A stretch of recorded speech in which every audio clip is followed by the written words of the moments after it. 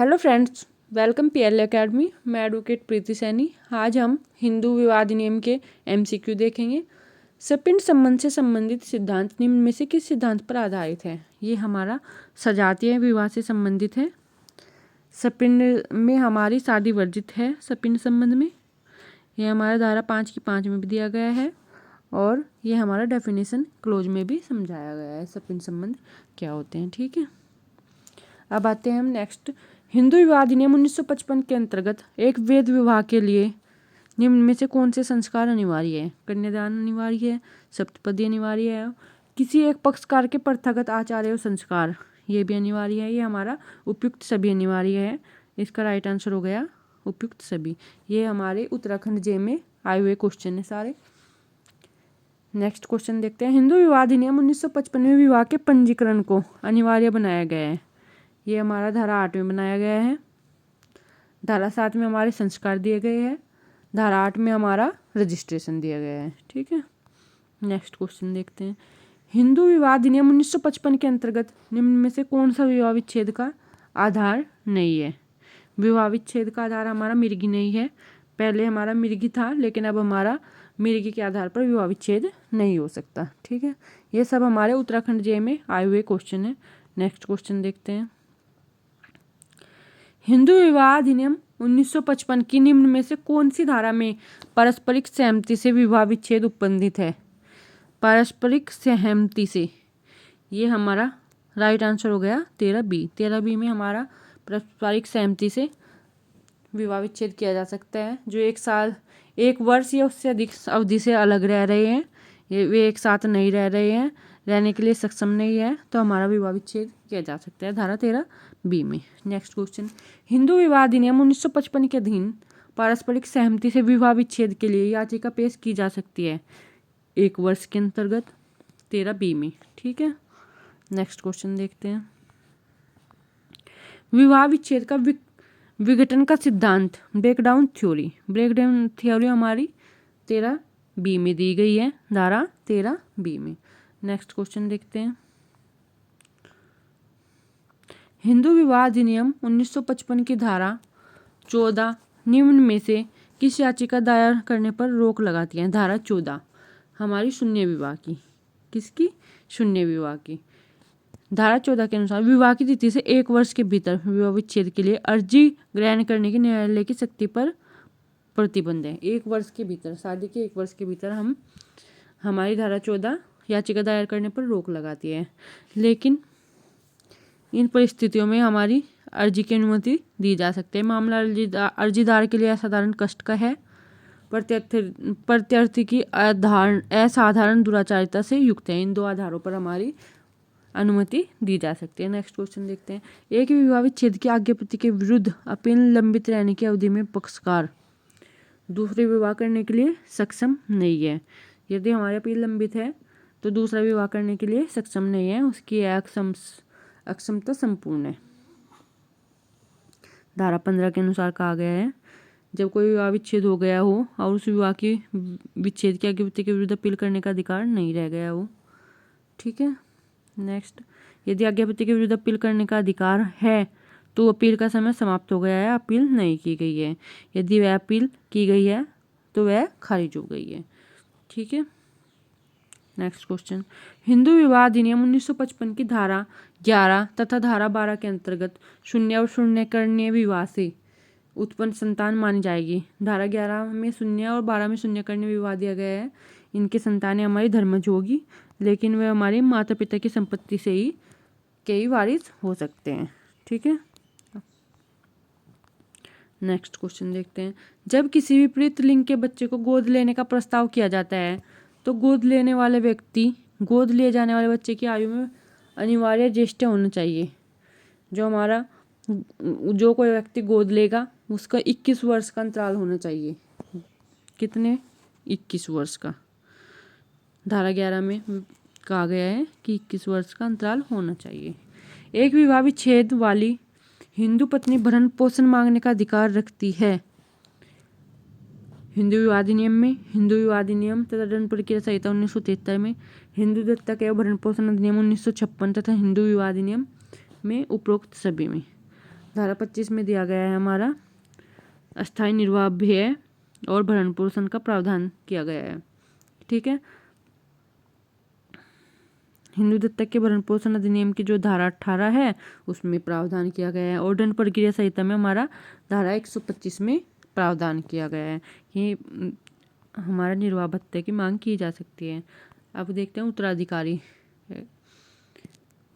से क्वेश्चन। एक निर्वसित मृत्यु को प्राप्त हिंदू स्त्री की संपत्ति न्यायागमित होगी पर तक पुत्रों में, पुत्रियों में और पति में। किस में होगी? पुत्रों में, पुत्रियों में और पति में। इसका राइट आंसर हो गया हमारा डी। 15 की हिंदू उत्तराधिकार अधिनियम की धारा 15(1) में दिया गया है, एक के क्या में, कि निर्वसित मरने वाले हिंदू नारी की संपत्ति प्रथमतः पुत्रों, पुत्रियों और पति को। यदि कोई हिंदू नारी मर जाती है तो उसकी संपत्ति हमारी पुत्र में, पुत्रियों में और पति में। ठीक, नेक्स्ट क्वेश्चन है हमारा, न्यायालय के निर्णयानुसार हिंदू बालक की 5 वर्ष तक की आयु तक की अभिरक्षा सामान्यतः रहेगी किसके पास? माता के पास। किसके पास रहेगी 5 वर्ष तक के बच्चे की? माता के पास। नेक्स्ट क्वेश्चन देखते हैं,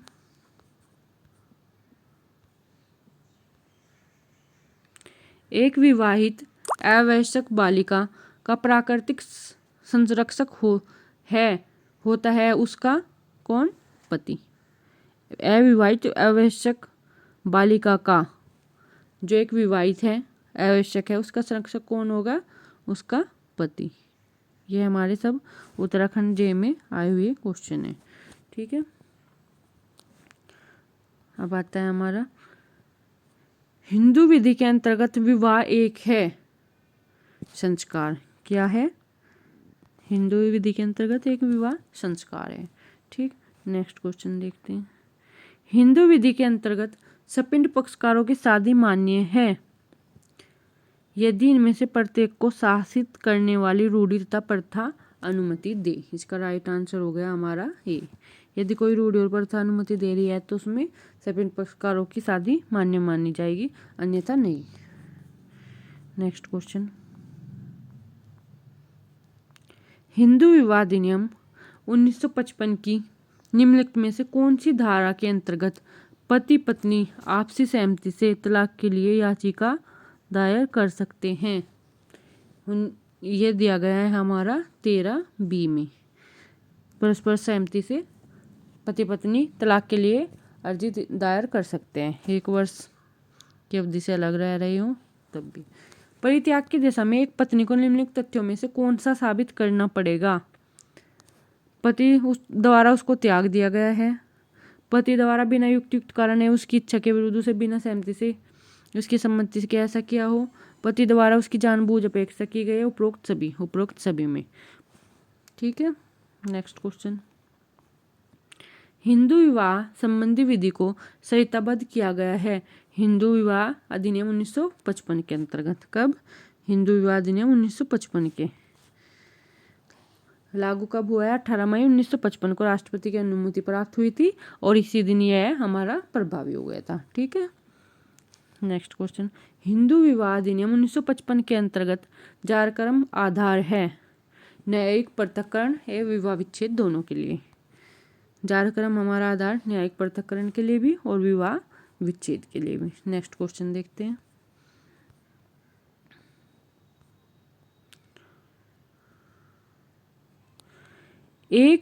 यदि एक हिंदू विवाह के पक्षकार आपस में एक दूसरे के सपिंड है तो विवाह हमारा क्या होगा? शून्य है। सपिंड में हमारी शादी, सपिंड संबंधों में हमारी शादी मान्य नहीं है तो ये हमारी शादी क्या होगी? शून्य होगी, शून्य होगी। धारा 11 में दिया गया है कि धारा 5 के खंड 1, 4 और 5 में उल्लिखित शर्तों में से किसी एक का उल्लंघन करता है तो वह शादी अकर्त और शून्य होगा। ठीक है, नेक्स्ट क्वेश्चन, हिंदू विधि के अंतर्गत जहाँ पति ऐसी अवस्था उत्पन्न करता है कि पत्नी अपने शादीशुदा घर को छोड़ देने हेतु विवश हो जाए और अलग रहने लगे तो पति आणविक रूप से परित्याग का दोषी है, आणविक रूप से परित्याग का दोषी है। ठीक है, नेक्स्ट क्वेश्चन देखते हैं, आपसी सहमति द्वारा तलाक का सिद्धांत हिंदू विवाह अधिनियम 1955 में समाविष्ट किया गया था 1976 में। कब? 1976 76। धारा 13 ख्या द्वारा पारस्परिक सहमति के आधार पर विवाह विच्छेद करने की व्यवस्था हमारे 1976 में जोड़ी गई है। ठीक, नेक्स्ट क्वेश्चन देखते हैं। एक हिंदू पति इस्लाम धर्म में परिवर्तित होकर पुनः विवाह करने पर बहुविवाह का अपराध होगा। यह निम्नलिखित में से किस वाद में आधारित किया गया है? यह किया गया है हमारा सरला मुद्गल बनाम भारत संघ। यदि एक हिंदू पति इस्लाम धर्म में परिवर्तित होकर पुनः विवाह करना चाहते हैं तो यह हमारा सरला मुद्गल बनाम भारत संघ में। हिंदू विवाह अधिनियम 1955 के अधीन द्विविवाह है हमारा शून्य। हिंदू विधि में द्विविवाह को शून्य ठहराया गया है। धारा 17 के अनुसार दो हिंदुओं के बीच अनुष्ठित किसी विवाह की तारीख में ऐसे विवाह में किसी पक्षकार का पति या पत्नी जीवित था या थी तो ऐसा विवाह हमारा शून्य होगा। ठीक है, नेक्स्ट क्वेश्चन देखते हैं। हिंदू विवाह अधिनियम 1956 की धारा 5(3) में प्रावधानित विवाह के लिए आयु की शर्त का उल्लंघन करने के लिए दंड का प्रावधान हिंदू विवाह अधिनियम 1956 की निम्नलिखित किस धारा में दिया गया है? धारा 5 की शर्त का उल्लंघन किया, 3 शर्त का उल्लंघन करेगा तो हमारा 18A में हमारा दंड दिया जाएगा। दंड कितना होगा? 2 वर्ष तक का कठोर कारावास, विवाह के लिए कठोर कारावास जो 2 वर्ष तक का होगा, जुर्माने से या 1 लाख रुपए तक का हो सकेगा या दोनों से दंडित किया जाएगा। 2 वर्ष तक का कारावास, जुर्माना 1 लाख रुपए तक का हो सकेगा या फिर दोनों से। ठीक है, अब देखते हैं दत्तक भरण पोषण अधिनियम से हम क्वेश्चन। हिंदू दत्तक एवं भरण पोषण अधिनियम 1956 में निम्न के अंतर्गत निम्न में से गोद लेने के लिए अधिकृत नहीं है। कौन व्यक्ति गोद नहीं ले सकता? एक अविवाहित व्यक्ति ये ले सकता है। एक तलाकशुदा पत्नी भी ले सकती है। पति पत्नी की सहमति से ले सकते हैं। पति बिना पत्नी की सहमति के किसी को दत्तक ग्रहण नहीं कर सकती। किसी को मतलब कोई बच्चा गोद नहीं ले सकती बिना पति बिना पत्नी की सहमति के। ठीक है, नेक्स्ट क्वेश्चन देखते हैं। एक हिंदू पत्नी एक समय में एक लड़का और एक लड़की को दत्तक ग्रहण कर सकती है, दत्तक ग्रहण नहीं कर सकती। इसका राइट आंसर हो गया सी। धारा 8 में दिया गया है हिंदू दत्तक एवं भरण पोषण अधिनियम की कोई भी हिंदू नारी जो सवस्थित है, अप्राप्त नहीं है, विवाहिता नहीं है, यदि विवाहिता है तो उसका विवाह निर्धारित कर दिया गया है, जिसका पति मर चुका है या पूर्ण और अंतिम रूप से संसार का परित्याग कर चुका है, हिंदू नहीं रह गया है या सक्षम अधिकार वाले किसी न्यायालय ने उसके बारे में यह घोषित कर दिया कि वह चित्त विकृतिका है, वह पुत्री या पुत्री को दत्तक लेने का सामर्थ्य नहीं रखती। ठीक है, एक हिंदू पुरुष जिसकी आयु 28 वर्ष है, एक लड़की जिसकी आयु 13 वर्ष है को गोद लेता है, दत्तक ग्रहण है? नहीं। दत्तक ग्रहण के लिए हमारा 21 वर्ष की आयु दी गई है कि 21 वर्ष की आयु का अंतराल होना चाहिए। ठीक है, नेक्स्ट क्वेश्चन। हिंदू दत्तक ग्रहण एवं भरण पोषण अधिनियम की धारा 20 के अधीन एक अधर्मज आवश्यक अपनी आवश्यकता का काल में भरण पोषण प्राप्त करने का अधिकारी है। दोनों ए और बी दोनों है, पिता से भी और माता से भी। ठीक है, नेक्स्ट क्वेश्चन देखते हैं।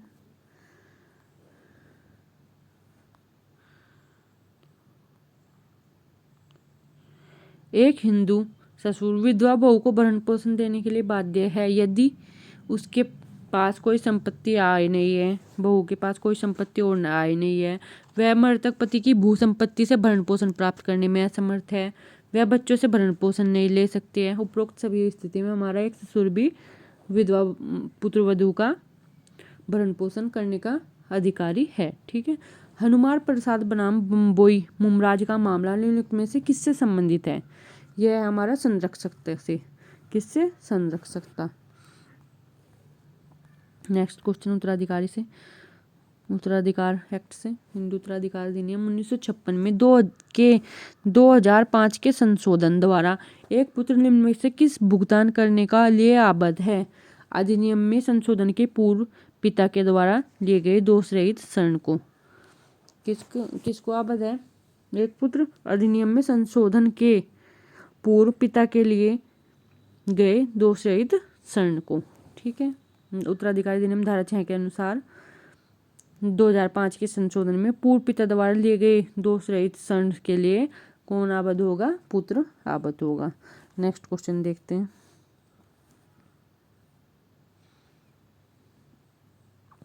एक हिंदू निर्वस्यति मर जाता है, उसके पीछे 2 पुत्र हैं, एक पुत्री है, और विधवा को छोड़कर उसकी संपत्ति अनुगत होगी पुत्रों, पुत्री और विधवा सभी को। किस किस को होगी?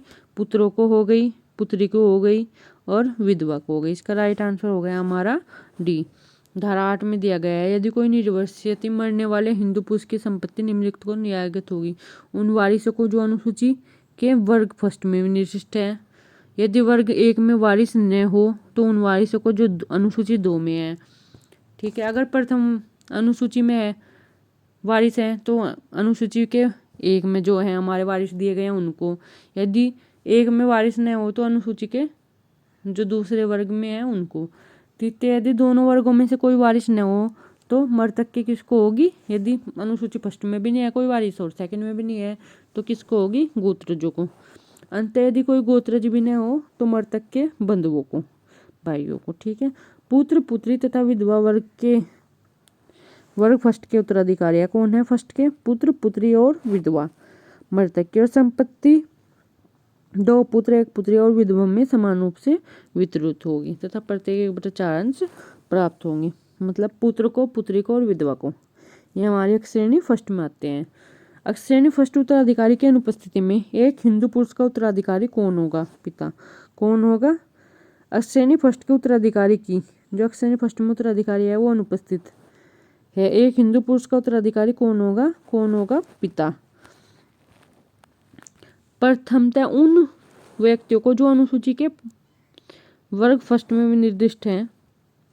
यदि फर्स्ट में वारिस न हो तो सेकंड में। यदि दोनों में वारिस न हो, ना फर्स्ट अनुसूची में हो ना सेकंड में, तो किसको जाएगी? मृतक के गोत्रजों को। ठीक है। पिता वर्ग 2 का प्रथम उत्तराधिकारी है। गोत्रज भी न हो तो मृतक के बंधुओं को जाएगी। फिर नेक्स्ट क्वेश्चन देखते हैं। हिंदू उत्तराधिकारी अधिनियम 1956 की धारा 30 के अंतर्गत एक हिंदू मिताक्षरा को पर्सनली संपत्ति में अपना हित व्ययन कर सकता है वसीयत द्वारा। कब कर सकता है? वसीयत द्वारा। ठीक है। नेक्स्ट देखते हैं। एक व्यक्ति किसी संपत्ति को उत्तराधिकार में प्राप्त करने से किसी बीमारी, अंगहीनता या अंगवैकल्यता के आधार पर अयोग्य नहीं होगा। बंद किया गया है कब? हिंदू उत्तराधिकारी अधिनियम की धारा 28 में। कहाँ किया गया है? हिंदू उत्तराधिकारी की धारा 28 में। इसका राइट आंसर हो गया ए। प्राकृतिक संरक्षक द्वारा आवश्यक की अचल संपत्ति का अंतरण है। आवश्यक के विकल्प पर 0। आवश्यक के विकल्प पर 0। इसका राइट आंसर हो गया डी। नेक्स्ट क्वेश्चन देखते हैं। हिंदू विवाह अधिनियम 1955 की निम्नलिखित में से कौन सी धारा विवाह की शर्तों का प्रावधान करती है? ये करती है हमारी विवाह की शर्तें कहाँ दी गई है? धारा 5 में। 7 में संस्कार दिए गए हैं और 8 में दिया गया है हमारा रजिस्ट्रेशन। ठीक है। Thank you.